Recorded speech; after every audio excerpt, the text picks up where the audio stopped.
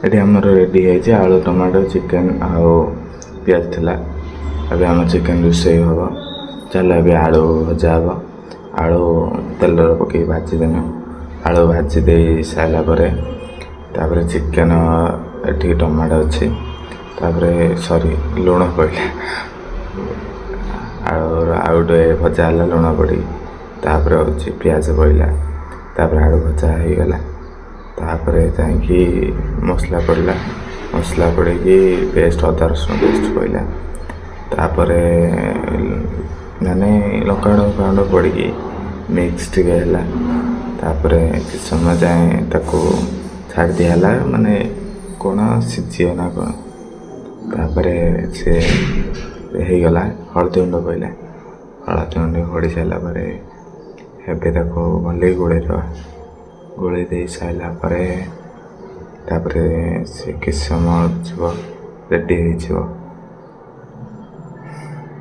ଏବେ ତାକୁ ଗୋଳେଇ ଦେଇ ସାରିଲା ପରେ ଲୁଣ ପଡ଼ିଲା। ଲୁଣ ପଡ଼ିକି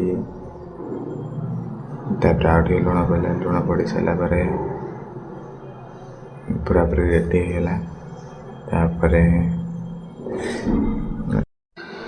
ତାପରେ ଏବେ ଚିକେନ୍ ହେଇଗଲା। ଏବେ ଚିକେନ୍ ପଡ଼ିବ। ତାପରେ ଏବେ ଆମେ ଚିକେନ୍ ପକାଇଦେନୁ।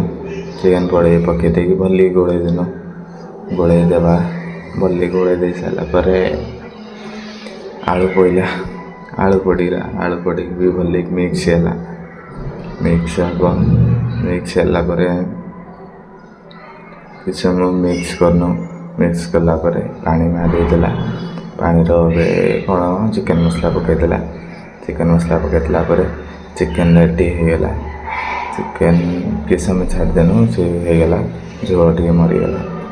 ତାପରେ ଝୋଳ ମରିଗଲା ପରେ ଚିକେନ୍ ରେଡ଼ି ହେଇଗଲା। ତାପରେ ଏବେ ଚିକେନ୍ ହେଇଗଲା। ତାପରେ ଏବେ ଖାଇବା ହେଇଗଲା ଭାତ ଚିକେନ୍। Last bye bye.